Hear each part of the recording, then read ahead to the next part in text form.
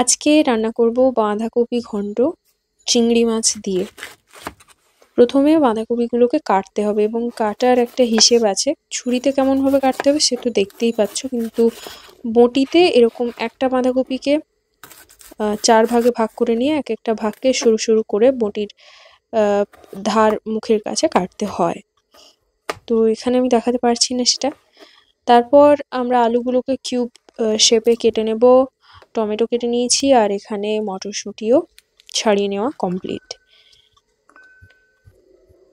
এরপর আদাটাকে প্রস্তুত করে নিচ্ছি, আর শিলে বাটাবাটির কোনো ঝামেলাই নেই, কুড়ুনিতে করে কুড়ে নিলাম। সঙ্গে সমস্ত কিছু মশলাপাতিও আমার রেডি। এবার রান্নাটা চাপিয়ে দিলাম বেশ একটুখানি সর্ষের তেল, তারপর শুকনো লঙ্কা তেজপাতা দেবার পর আমি গোটা জিরে আর আদাটাকে ভালো করে ভেজে নিচ্ছি। তারপরে মিনিট খানেক বা 1.5 মিনিট মতো ভাজা হয়ে গেলে একটু নুন দিয়ে দিতে পারো, তাহলে আদাটা ছিটবে কম। তারপরে একে একে করে বাঁধাকপি কুচি আর আলু সব জলে ভালো করে ধুয়ে তারপরে দিলাম তরকারিতে। এভাবে করে এটাকে 5 থেকে 7 মিনিট রান্না করতে হবে, যতক্ষণ না বাঁধাকপিগুলো মজে যাচ্ছে। আমি টমেটো দিতে ভুলে গিয়েছিলাম, তো এখন টমেটোটা দিয়ে দিলাম, মটরশুঁটিও দিলাম সঙ্গে। তারপরে হলুদ গুঁড়ো দিয়ে এটাকে ওলটপালট করে এইভাবে রান্না করব 5 থেকে 7 মিনিট, যতক্ষণ না এটা মজে যাচ্ছে। এরকম ঢাকা দিয়ে রেখে দেবো। মিডিয়াম টু হাই ফ্লেম এই সময় ব্যবহার করব, যখন যেটা প্রয়োজন পড়বে।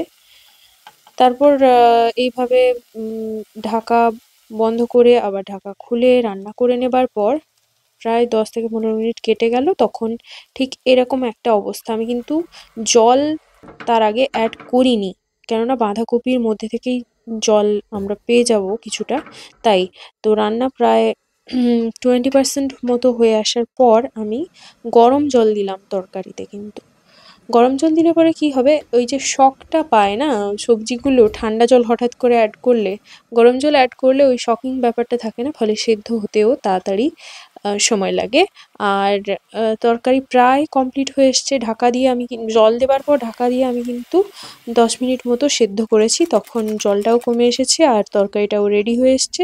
তখন আমি চিংড়ি মাছ গরম মশলা দিয়ে ওলটপালট করে আবার ঢাকা দিয়ে রেখে দিয়েছিলাম 5 মিনিট মতো। এখন কিন্তু একেবারে সুন্দর করে রান্নাটা হয়ে গেছে। আর লাস্টে গরম মশলা গুঁড়োটা অ্যাড করলে কি হয়, আলাদাই একটা ফ্লেভার নিজের থেকে চলে আসে, মানে কোনো এখানে পরিশ্রম করার কিছু নেই।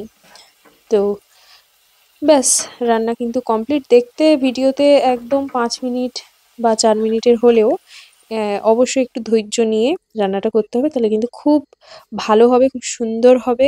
আশা করলাম যে কারো হয়তো ভিডিওটা কাজে লেগে যেতে পারে, আর যদি লেগে যায় আমাকে কিন্তু কমেন্ট করতে ভুলো না। আমি ওয়েট করব। আর আমার চ্যানেল পাঁচফোড়ন 1821 আমি হ্যান্ডেল আইডিটাও দিয়ে দিলাম, তো অবশ্যই সাবস্ক্রাইব করো, কারো কাজে লাগলে শেয়ার করো। দেখা হবে অন্য কোনো রান্না নিয়ে অন্য কোনো ভিডিওতে। তো ততক্ষণের জন্য এই রইল আমার লিস্ট।